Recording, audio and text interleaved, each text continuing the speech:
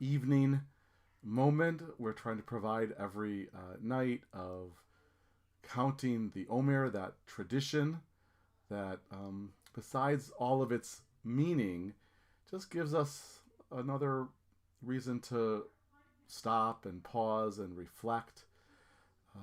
These days of sheltering in place, hopefully in shelters of peace, um, they're full and busy, just like our days before quarantine. Different, but still full and busy. And so, at the end of the day, as we say in our CRC prayer book, we hope that the evening evens the frayed edges of our lives, and perhaps our lives are a little bit more, or maybe a lot more, frayed than they normally are. Lots to be anxious about, and disappointed about, and fearful about, even, and sad about. Um, just a chance to recognize that, the evening brings, hopefully, some balance and some peace and rest and shalom. I guess the lighting in this room is fitting. Uh, can't figure out. I love this room and I like broadcasting in this room, but um, any lights that are in this room kind of, there's lights behind me that kind of make spotlights that just look really strange on the on camera, or on video. So as a result, when I do these sort of live broadcasts at night, it's kind of dark and maybe hopefully a little bit peaceful and relaxing in here. Erev Tov, Paul. Thank you for commenting. So I invite everyone to take a deep breath. I had a rabbi in Jerusalem, a wonderful rabbi named Levi Kelman at the liberal, progressive, reform synagogue in Jerusalem called Kol HaNishama, who would say Nishima Amuka, which was an invitation to take a deep breath, a deep, cleansing, renewing breath, breathing into your heart and soul, and reminding yourself that with every conscious breath is a chance to start over and kind of have maybe a new outlook, a new perspective. And so whoever's out there listening live, and if you catch this on the video after it's live, even if it's not nighttime, take a nice deep conscious breath, a nishima amuka. Breathing in, as we say, everything that's good and high and holy about this moment here of the evening, of the day giving way to night. And when you breathe out, as we say, let go of the schmutz as much as you can. It'll be there, after your moment of conscious breathing. But for a moment, just kind of try to exhale troubles and problems and sadness, and just be present. So one more time, I'll say Nishima Amuka, a deep breath.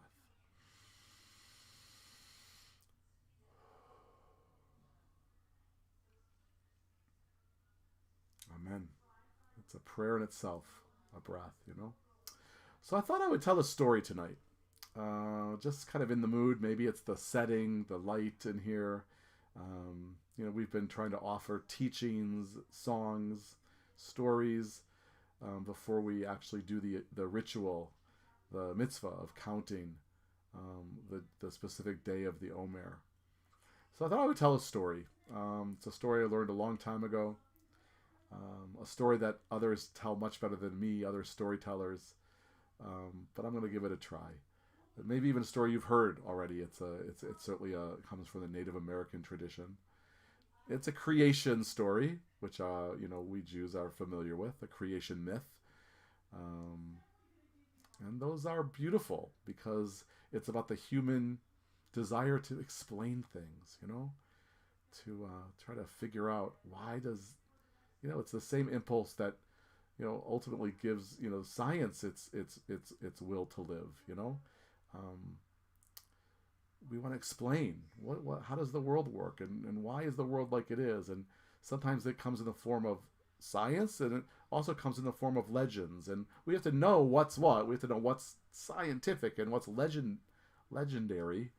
Um, but both are important as long as we know the distinction. So this is a legend, right? It's a myth. It's not true in the scientific sense of the word. Just like I believe the creation myth in Bereshit, in Genesis, is a beautiful legend, and it teaches us so much about the world, but it isn't it, it, it's not the scientific explanation of how the world began. But that's another story for another day. Hi, Maxine. So here we go. This is the story. So the story is about a time in the universe when there were no human beings.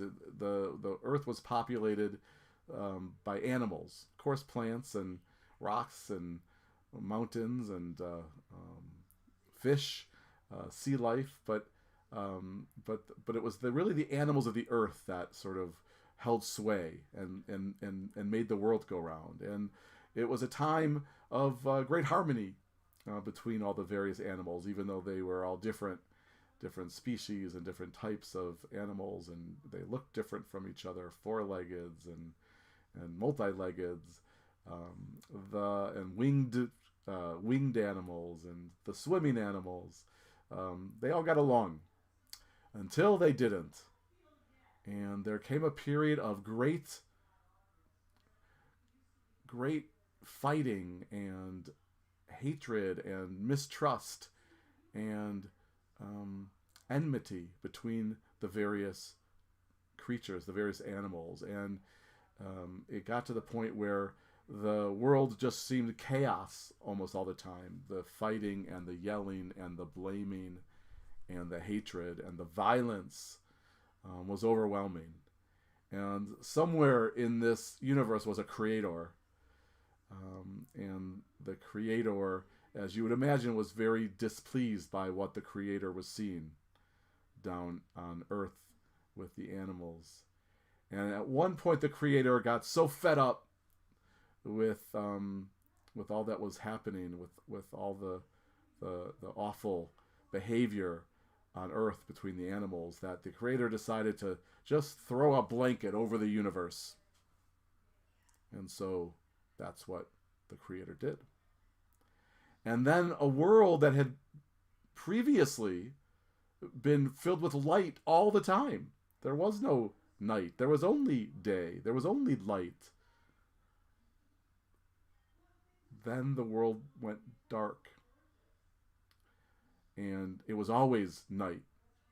So we went from all daylight to all dark night.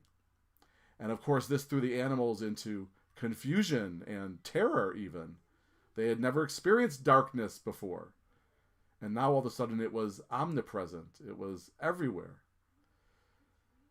And the fighting increased for a time until the animals thought they better try to figure out what to do about this blanket that was covering their world. And so they decided to do something they hadn't done for a long time, which is to gather all together and try to solve a problem through cooperation and not create problems through hatred and dissension.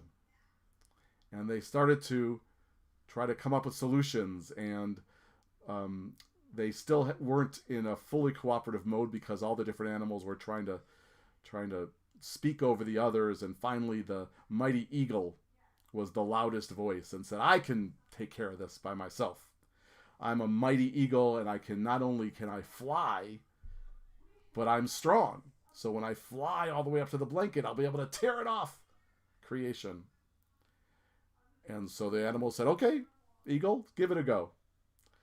So the eagle soared its majestic flight and circled and circled and circled, and it reached the blanket, and it started to, with all its muscle and might, pound against the blanket, pound and pound and pound, but the blanket wasn't budging. And finally the eagle, exhausted, flew back down and was met by jeers and, hooting and booing. And then another voice arose. It was Kangaroo. And Kangaroo said, "I can do this. I can't fly like the eagle, but I'm strong, and I can jump. And I can jump high. I can jump towards that blanket and tear it down." And so the eagle jumped and got close, but didn't quite get to where the blanket was, and jumped and got close, even closer, but didn't get to that blanket. And after the third jump, just missed it, totally exhausted, flopped back to the earth. And there was great disharmony and blaming and yelling and screaming.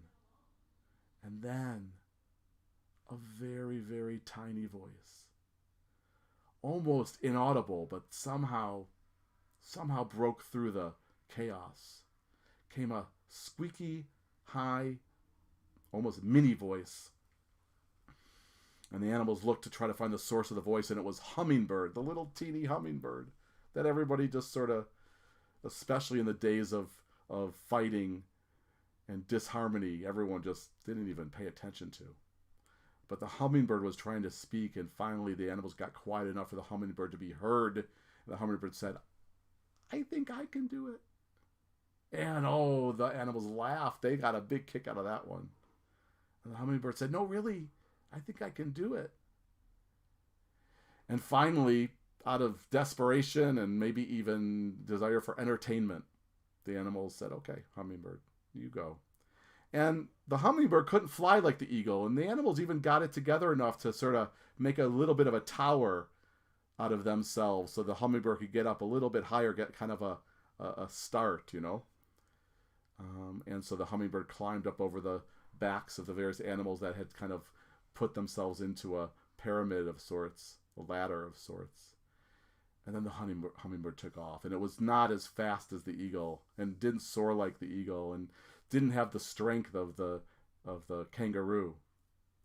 But that hummingbird kept going upwards. It took a long time, and all of the hummingbird's strength and desire and will and dedication, and it finally got up and reached the blanket. But then the hummingbird didn't really know what to do because it wasn't strong. So it's just started to peck its beak and poke, and it started poking holes in the blanket. Hundreds and thousands of holes everywhere over the blanket. And the animals below watched this amazing show of display of courage and perseverance, and they just started to cheer. And they cheered and they cheered and they cheered and they clapped and they screamed encouragement to the hummingbird, and the hummingbird just kept popping holes in the blanket up there. Thousands, tens of thousands, hundreds of thousands, maybe millions of holes. And the light started streaming through those holes. Little rays of light, and the animals really they unified like they hadn't been united in a long time. Because the light felt so good and the sun felt good, and even though it was just, sort of streams of light through the darkness, it made a big difference. And when that hummingbird couldn't sustain itself any longer and kind of spiraled back down, oh, the animals lifted it up and had a parade and a celebration, and they couldn't, and they started to apologize to each other and be kind to one another. And the Creator was watching and was pleased. And because of the unity, because of the camaraderie, because of the newly found love and harmony in the world, took off that blanket, and it was daylight again. But the Creator decided to remind the animals, about their behavior and what was possible, what the Creator was capable of. Every 12 hours or so, the Creator, still to this day, says the legend, throws that same blanket over the world, and we get darkness except for those holes that the hummingbird pecked all those years ago. And those we see as stars. We see as points of light in the nighttime sky that help beautify the night and make the night not only balancing, but also beautiful and hopeful and lovely. And so the darkness became not something to be scared of, but something to help us live a harmonious life, and to remind us that we need to all get along with one another, so that the balance of our lives, so that the way we walk on this earth is one that we can be happy about and proud of and filled with meaning and purpose. And so that is the legend of why we see stars when we look up at the nighttime sky. And I appreciate y'all paying attention and listening. And once a story is told and you hear it, you are free to adapt it and share it and tell it to whoever you want to tell it to. That story is different from the way I first heard it. I'm sure if some of the people who I learned it from are watching, they'll know that I made it my own. And you can do the same thing. And so I hope that our dark times, and I know in many ways this is a dark time in our history. I hope there are also points of light that can direct us towards something better, and towards light, and towards goodness, and take us through this time to better times. That's my hope. So this day of the Omer carries two qualities, two mystical, godly qualities, the qualities of Malchut and Tiferet. And I like to take those two qualities and sort of make a phrase out of them. And so one way to look at those two qualities is the triumph of beauty. The triumph of beauty, and not just outward beauty, but all that's beautiful when we get along, and when we're harmonious, and when we love, and when we see light even through the darkness, and when we recognize that there's darkness even in the light, because there's things we need to do even beyond this crisis to make the world a better and more equitable and more compassionate, loving place. So, my friends, Malchut and Tiferet, the triumph of beauty. Now that the sun has set and it's nighttime, it is the 21st day of our counting period between Passover and Shavuot, between the concept of freedom that Passover represents and the concept of responsibility that Shavuot represents. From the season of spring towards the season of summer, we count each day, hoping that in doing so, we remind ourselves to make every day count. And so make the blessing. I even have the fancy bing blessing there, so we can all say it together. And so this is the mitzvah blessing for this ritual, this sacred deed of counting the days, the 50 days between Passover and Shavuos. Baruch atah Adonai, Eloheinu melech haolam, or Ruach haolam, asher kitshanu b'mitzvotav v'tzivanu al sefirat ha'omer. Blessed is the Holy One whose presence fills creation, day and night. Difficult times and wonderful times.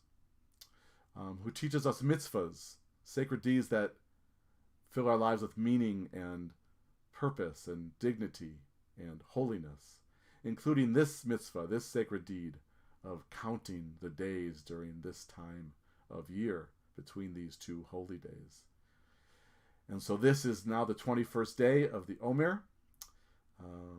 Tomorrow night is Thursday night, and there will be another Omer message at 8:30. And then I will be here back again at 6 o'clock on Friday for our regular Friday night service, which I will end with the Omer count. And so that's kind of the next couple of days of Omer counting. So anyway, Laila Tov, good night, and peace be with you. And be well, stay well, keeping you all of you, in my heart and soul. So I hope it's a good 21st day of this period in in small ways and big ways. And that's all.